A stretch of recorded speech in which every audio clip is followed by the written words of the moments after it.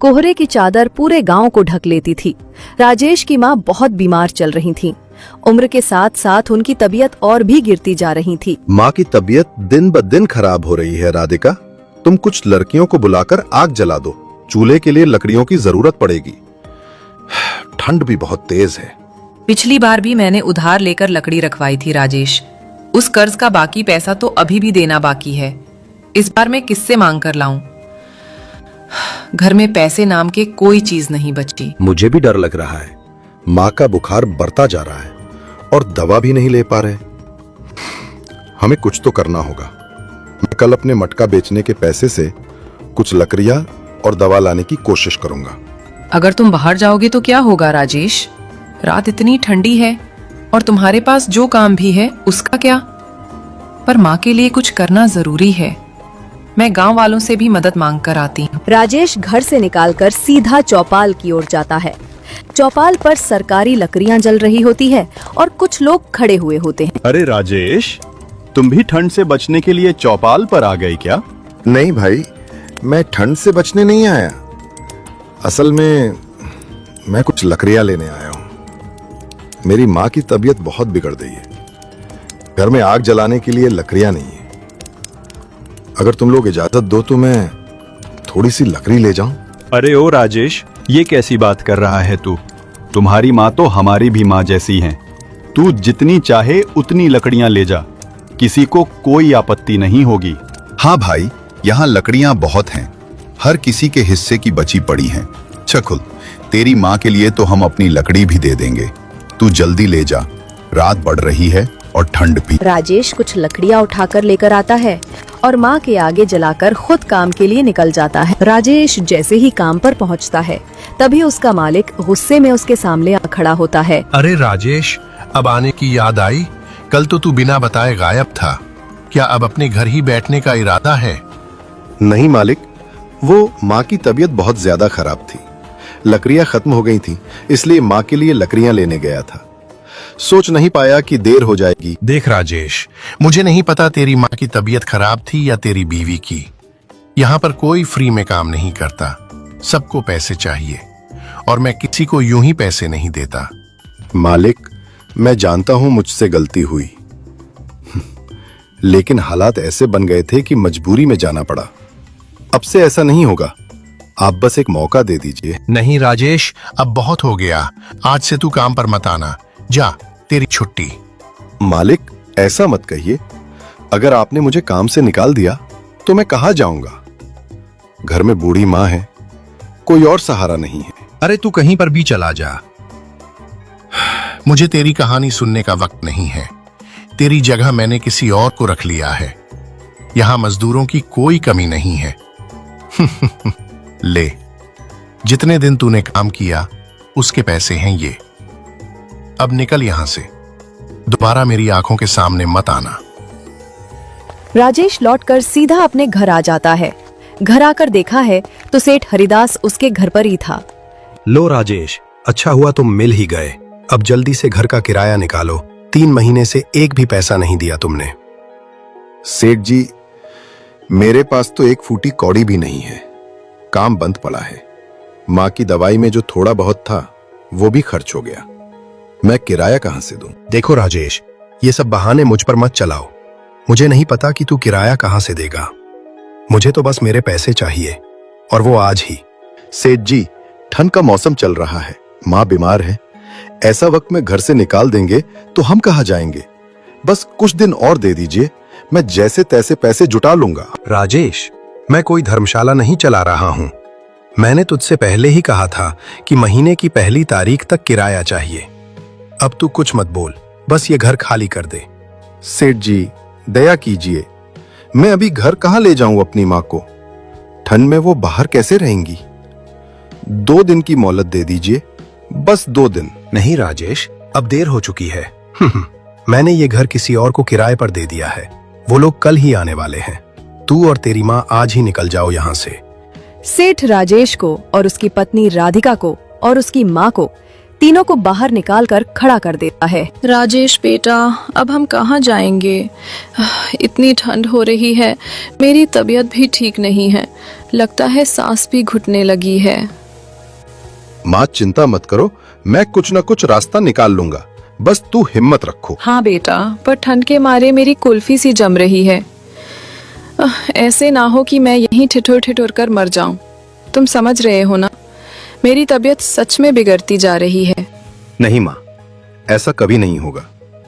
तुम तो मेरी जान हो, मैं तुम्हें यूं अकेला नहीं छोड़ूंगा। चलिए, पास ही चौपाल है, वहां कुछ लकड़ियां पड़ी होंगी, हम उन्हें जलाकर रात बिता लेंगे। कम से कम तुम्हें थोड़ी गर्माहट तो मिलेगी। ठीक है बेटा, पर जल्दी चलो, मेरी सांसें कहीं अटक ना जाएं। ज्यादा दूर नहीं है, बस थोड़ी ही पैदल। तुम दोनों संभाल कर चलो, मैं तुम्हें सहारा दूंगा। राजेश और उसकी माँ और राधिका तीनों चौपाल पर पहुंच जाते हैं और आग जलाकर वहीं खड़े हो जाते हैं। इतने में एक पुलिस वाला आता है। अरे, इतनी रात को यहाँ चौपाल पर क्या कर रहे हो?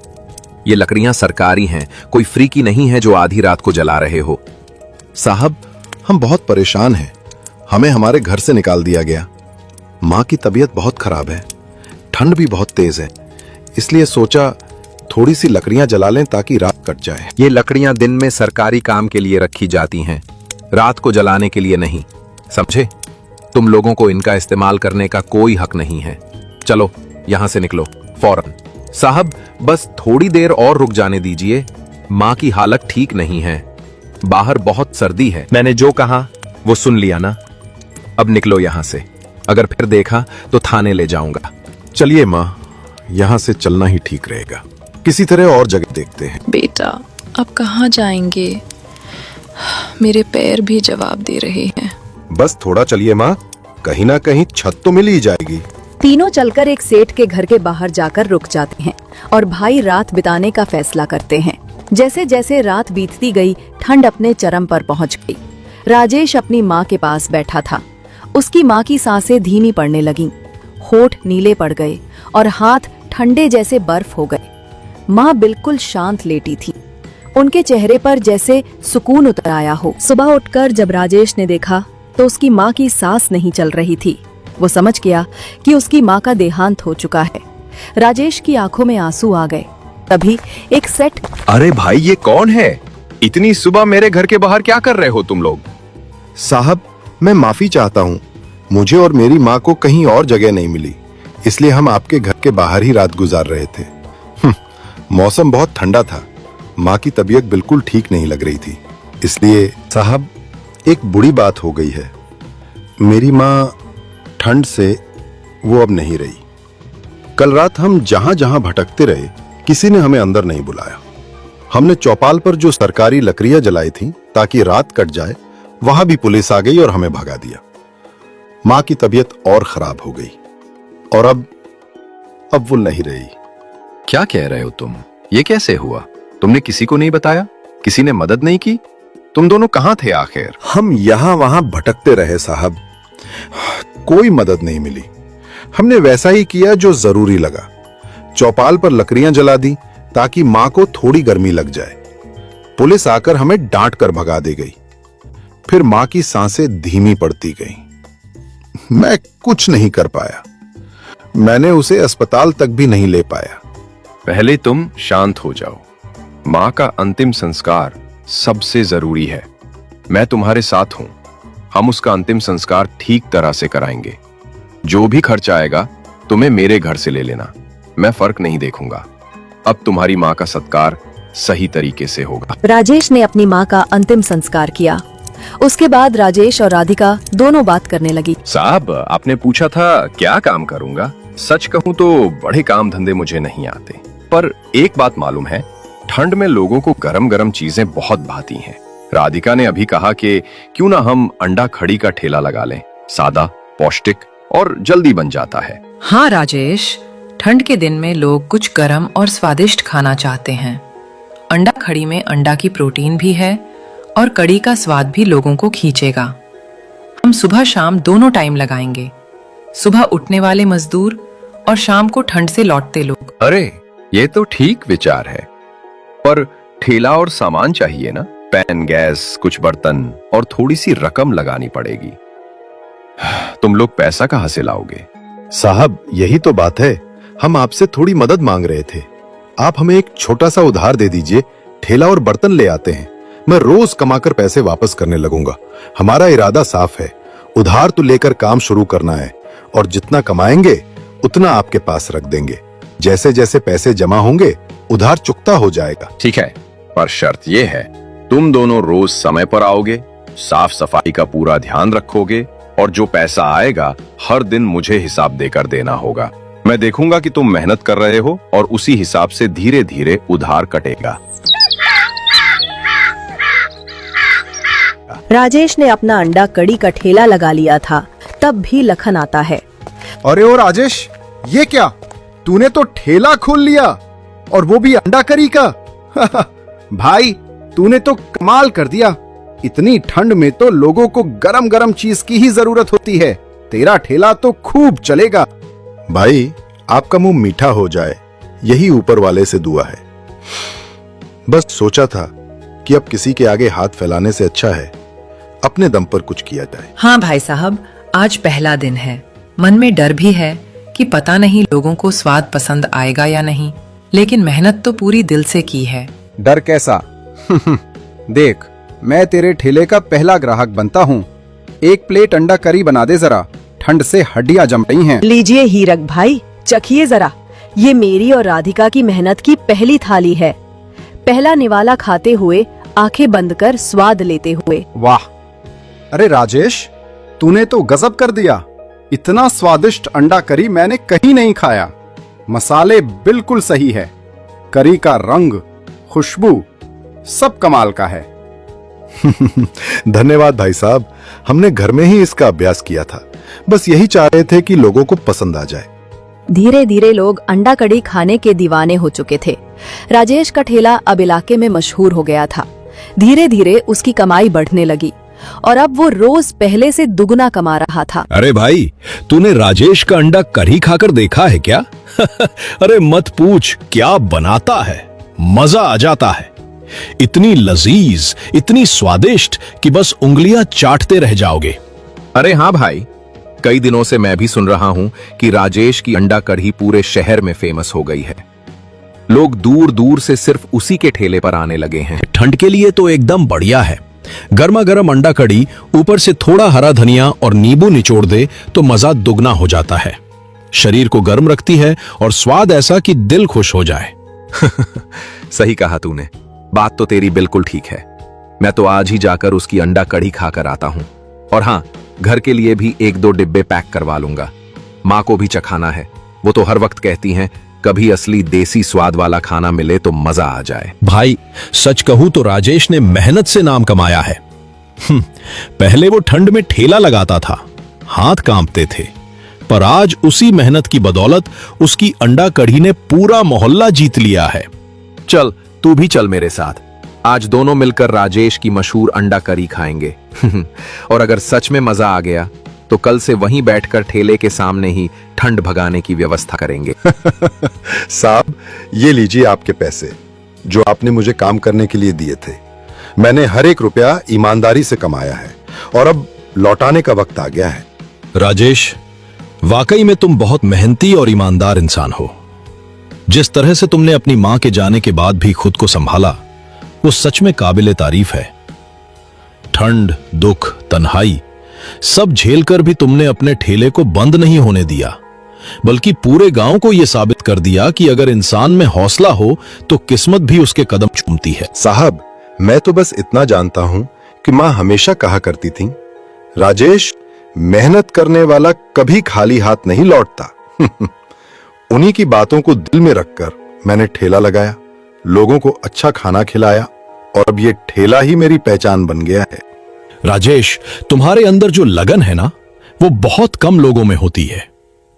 तुमने ना सिर्फ अपना जीवन बदला, बल्कि पूरे गांव को यह सिखाया कि मुश्किलें चाहे कितनी भी बड़ी क्यों ना हो, इंसान अगर सच्चा और मेहनती है तो वो सब कुछ पा सकता है। साहब, आपकी मदद और आशीर्वाद के बिना शायद मैं यहां तक नहीं पहुंच पाता। आज जब लोग मेरी अंडा करी खाने आते हैं तो मुझे अपनी मां की याद आती है। वही मुस्कान, वही गर्व की झलक। अब मैं सोच रहा हूं कि एक छोटा सा घर बनाऊं जहां मैं और मेरी मेहनत साथ रहें और मां की यादों को संभाल सकूं। बहुत अच्छे राजेश। सच कहूं तो मैं तुम्हारी इन बातों से बहुत प्रभावित हुआ हूं। तुम्हारी ईमानदारी, तेरी लगन और तेरी मां के संस्कार सब मिलकर तुम्हें एक मिसाल बना चुके हैं। मैं चाहता हूं कि तुम्हारे जैसे लोग हमारे समाज में और आगे बढ़ें, ताकि बाकी लोग भी तुमसे प्रेरणा लें। उसी गांव में रामू नाम का एक लड़का भी रहता था। रामू के पिताजी की तबीयत कई दिनों से बहुत खराब चल रही थी। दवा के पैसे भी मुश्किल से जुटते थे। उसके मालिक ने किराया ना मिलने के कारण उन्हें घर से वो ठंड में अपने पिताजी को ले जाकर राजेश के घर के बाहर खड़ा हो गया। इतने में राजेश ठेला बंद करके अपने घर लौट रहा था। वो उन दोनों को देख लेता है। अरे भाई, क्या बात है? तुम दोनों यहाँ इतनी ठंड में क्यों बैठे हो? ये बताओ, तुम लोग कहाँ से आए हो? साहब, मालिक ने हमें घर से निकाल दिया। हाँ, पिताजी की तबीयत ठीक नहीं है, पैसे नहीं थे, इसलिए अब हमारे पास रहने को कोई ठिकाना नहीं। हाँ, हम भटकते भटकते यहाँ आ पहुंचे। अरे नहीं, तुम लोग ऐसे बाहर? तुम अंदर आओ, अभी अभी। दिक्कत की बात है तो मैं देख लूंगा। भाई, आपका बहुत बहुत धन्यवाद। हम आपकी मेहरबानी कभी नहीं भूलेंगे। सुनो, मेरी भी माँ इसी तरह ठंड में तड़प के चली गई थी। मुझे अभी भी वो दिन याद है जब मैंने खुद को बेबस पाया था और लगा था कि दुनिया ने छोड़ दिया है। मैं अब किसी और के लिए ये दर्द नहीं होने दूंगा। भाई साहब, आप जैसे कैसे मैं शब्द ही नहीं ढूंढ पाता। भगवान आपका भला करे।